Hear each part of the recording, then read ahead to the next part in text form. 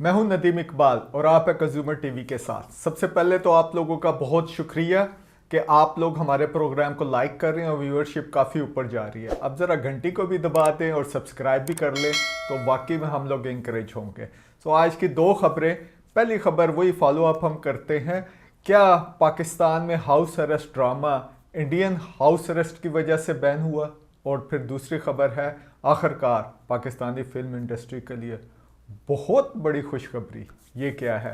तो पहली खबर की तरफ चलते हैं। हमने आपको दिखाया था कि अनवर मकसूद साहब का जो इस्लामाबाद में प्ले चल रहा था वो 24 से चला और तकरीबन कोई 4-1 मई के आसपास अनवर मकसूद साहब भी आ गए।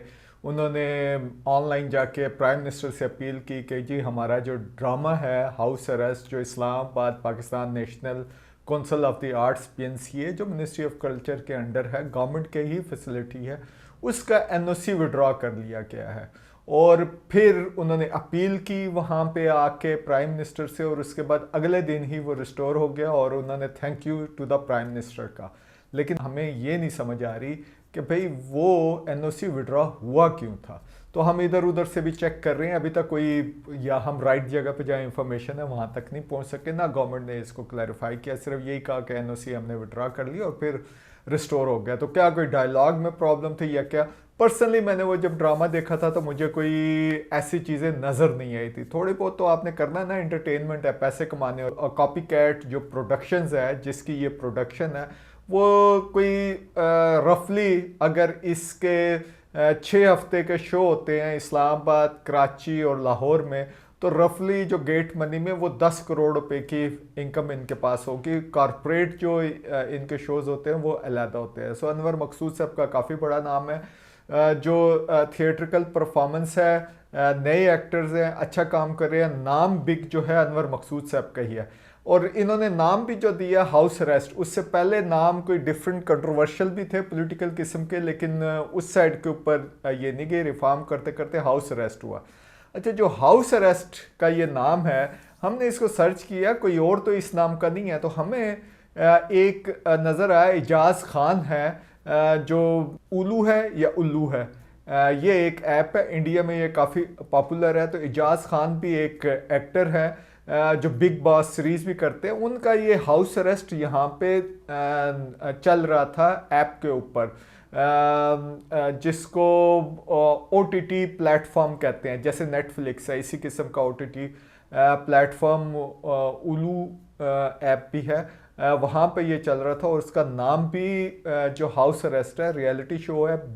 ये बिग बॉस भी करते रहे हैं, वो डैडी है। वहाँ पे कुछ ख़वातीन के साथ ये जब इंटरेक्शन करते हुए तो कोई उसमें सेक्सुअल कैनोटेशन आ गई, कुछ सेक्स पोजीशंस वगैरह उन्होंने बनवाई, जिसके ऊपर वहाँ पे काफ़ी शोर हुआ।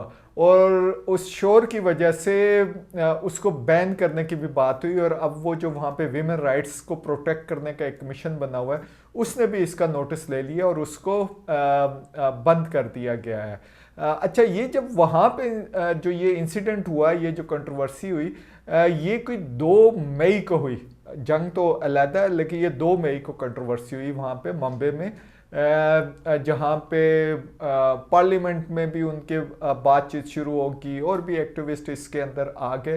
तो 4 को पाकिस्तान में हमें जो हम फेसबुक के ऊपर उन्हें फॉलो कर रहे हैं, तो NOC विड्रॉ किया गया, जो एक दिन बाद उसको रिस्टोर कर दिया गया। सो मे बी जो गवर्नमेंट है मे बी मैं फिर कह रहा हूँ कि वो ये समझिए कि ये कोई हाउस अरेस्ट और ये हाउस अरेस्ट के दोनों के लिंकेजेस है, हालांकि दो ऑल टुगेदर डिफरेंट चीज़ें। हम आपको दिखा भी रहे हैं different images of the Indian house arrest, जिसका मे बी जो इफ़ेक्ट हुआ है पाकिस्तानी हाउस अरेस्ट के ऊपर हुआ है। लेकिन हमारा हाउस अरेस्ट अब रिस्टोर हो गया। इस्लामाबाद में वो ख़त्म करके अपने शोज़ और अब वो कराची चले गए हैं और कराची से डेफिनेटली उसके बाद वो लाहौर की तरफ जाएंगे।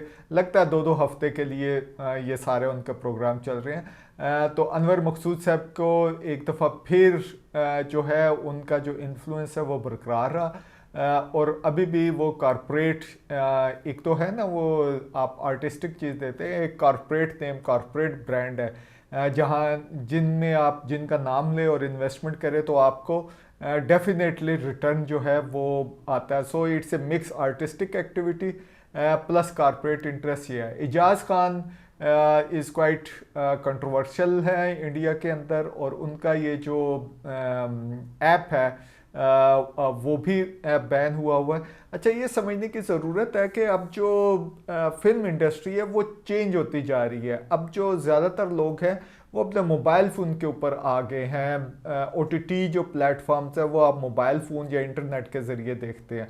अब वो जो रेगुलर चैनल्स है उसके ज़रिए नहीं आते, सो आपको इंटरनेट के ज़रिए होता है। जब भी आपको दिल चाहता है आप लगा के अब वो देख लेते हैं और उसी को फॉलो कर रहे होते हैं। सीरीज़ आती है, नई चीज़ें आती हैं। पहले होता था बिग जो स्क्रीन है उसका काफ़ी इन्फ्लुएंस हुआ करता था, आप अपने से बड़ी इमेजेस को देखा करते थे, वो बड़ा महसूस होते थे। You feel like you are a part of that film, पूरा आपको इन्फ्लुएंस किया करता था। अब आपके घरों में भी अगर आपने सिनेमा बनाना है तो घर में भी बन गया। टेक्नोलॉजी डिफरेंट होती जा रही है। इवन आपके अब जो ग्लासेस आ गए हैं जिसके ज़रिए आपको वही जो है इम्पेक्ट आता है and you are a part of that film. So multiple वो चीज़ें आ रही हैं।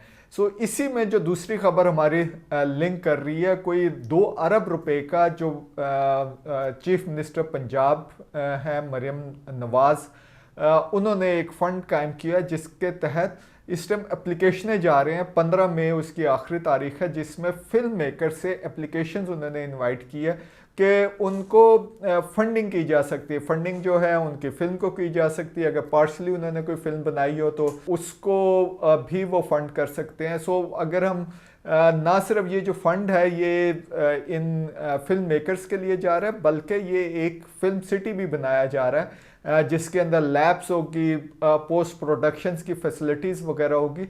ये वो प्लान है जो पाकिस्तान में कोई 1973 में जब हमारी कल्चरल पॉलिसी बनी थी, या फैज़ साहब ने एक पेपर लिखा था, ड्रॉ किया था कि कल्चरल लैंडस्केप पाकिस्तान का कैसे बना गया। उसके तहत काफ़ी सारे हमारे इंस्टीट्यूशन बने थे, जैसे लोक विरसा था, जैसे PNCA था। सो इस किस्म के इंस्टीट्यूशंस आए थे और एक नेफ्टेक भी बना था, लेकिन नेफ्टेक अब डाई डाउन कर गए। अब तो कोई 15-20 साल हो गए हैं। उसका ये काम था फिल्म प्रमोशन करना, और वहाँ पे भी यही था कि लैब बनेगी, फिल्म स्कूल बनेगा, कोई इस तरह की चीज़ें नहीं हो सकी। अब वो जो फिल्म और ड्रामा वगैरह है वो डिफरेंट जगहों पे पढ़ाया तो जाता है, लेकिन एक गवर्नमेंट स्पॉन्सर कंसोलिडेटेड एक्टिविटी नहीं है। सो मरियम नवाज ने एक ये बहुत बड़ा इनिशिएटिव लिया और साथ में ये भी कहा है कि डेफिनेटली लाहौर की फिल्म इंडस्ट्री काफ़ी बड़ी हुआ करती थी। अब जो ड्रामे हैं वो ज़्यादातर कराची की तरफ शिफ्ट हो गए, लेकिन आपका ये नहीं होता कि आपने ड्रामा बनाना, उसका आपको कल्चरल लैंडस्केप भी चाहिए होता है, इंफ्रास्ट्रक्चर भी चाहिए होता है। सो वहाँ पे गली मोहल्लों में आपको इंटरटेनमेंट म्यूजिशियंस मिल जाते हैं, म्यूज़िक वहाँ पे मिल जाता है, ट्रेडिशनल है, लाहौर का अपना फोक लोर है। सो ये जो इंफ्रास्ट्रक्चर है वो वहाँ पे मौजूद है ऑलरेडी। कराची डेफिनेटली, कराची का एक अपना जो है यानरा है। सो वहाँ पे जो ये 2 बिलियन कम रकम नज़र आ रही है, लेकिन बहुत बड़ा इनिशिएटिव है। So we do appreciate that one. और साथ साथ इसको ये भी बताया गया कि ये एक जो है क्रिएटिव इकॉनमी जो है उसको सपोर्ट करेगा, यानी entertainment economy it's a big business, और Pakistan is somehow left out. अगर आप देखें मैप के अंदर तो पाकिस्तान यहाँ पे है, इसके साथ ईरान है, बहुत बड़ा फिल्म मेकिंग कंट्री है, और इंडिया है, बहुत बड़ा फिल्म मेकिंग कंट्री है, साथ में चाइना बहुत बड़ा फिल्म मेकिंग कंट्री है। किसी ज़माने में तो अफगानिस्तान की भी काफ़ी फिल्में चला करती थी। सो ये हम फिल्म मेकिंग के रीजन में रहते हैं और वहाँ से हम लेफ्ट आउट कर गए हैं। सो ये जो इनिशिएटिव है 2 अरब 2 बिलियन रुपीस का, लेकिन I think that will go in a big way. और जो क्लोज मिनिस्टर हैं जो मरियम नवाज शरीफ के बहुत क्लोज है, वो मरियम औरंगज़ेब हैं। वो जो फेडरल लेवल के ऊपर इंफॉर्मेशन मिनिस्टर थी कोई 2018 में, तो वो उनकी जब गवर्नमेंट ख़त्म हो रही थी इलेक्शन के आसपास, वो जाते जाते एक फिल्म पॉलिसी भी दे गए थे फेडरल लेवल पे और एक कल्चरल पॉलिसी भी दी थी, लेकिन उसके ऊपर डेफिनेटली इम्प्लीमेंटेशन कुछ नहीं हो सकी थी। और मैंने उसका बल्कि राइटअप भी एक द न्यूज़ अखबार में मैंने छापा था, क्योंकि I am passionate about the film. So ये एक एंटरटेनमेंट जो कंज्यूमर्स के लिए बड़ी डियर चीज़ होती है। So good luck to Maryam Nawaz, और डेफिनेटली जो भी वो इनिशिएटिव लिया उन्होंने, they should go for that. I think it should be followed by Sindh के अंदर सिंधी फिल्में काफ़ी होती थी, रीजनल फिल्में, बलोची फिल्में बहुत बना करती थी पाकिस्तान में, पश्तो फिल्में बहुत बना करती थी पाकिस्तान में। सो पश्तो की एक बहुत बड़ी मार्केट है, पंजाबी की एक बहुत बड़ी मार्केट है। इसमें ये पाकिस्तानी और ये नहीं होता, ये जो है ना लैंग्वेज से भी काफ़ी फ़र्क पड़ता है। पंजाब, जब आप पंजाबी की बात करते हैं तो पंजाबी बोलने वाले तो इंटरनेशनली भी बहुत मौजूद है। सिख सिनेमा है, यानी सिख हम रिलीजन कनोटेशन में जाते हैं, लेकिन पंजाबी कॉन्टेक्स्ट में बात करते हैं। उर्दू सिनेमा है, सिंधी सिनेमा है, बलोची सिनेमा है, so you just name it. यहाँ पे काफ़ी सारी पोटेंशियल है, लेकिन इसमें यह भी देखने की ज़रूरत है कि क्या पहले सिनेमा बनेंगे और फिर हम फिल्में दिखाएंगे। डेफिनेटली सिनेमाज में आजकल जो है वो बंद हो रहे हैं और उनकी जगह मॉल्स बन रहे हैं। लेकिन ये जो OTT प्लेटफॉर्म्स हैं, Pakistan should be having those one. So ये जो नई थिंकिंग है और हमारा डिजिटल सारी चीज़ें आ रही हैं, सो AI आ रही है, सो इस साइड के ऊपर I think there is a big scope. और जिसको कहना चाहिए मरियम नवाज ने राइट टाइम के ऊपर राइट इनिशिएटिव लिया है। सो देखते रहिए कंज्यूमर TV।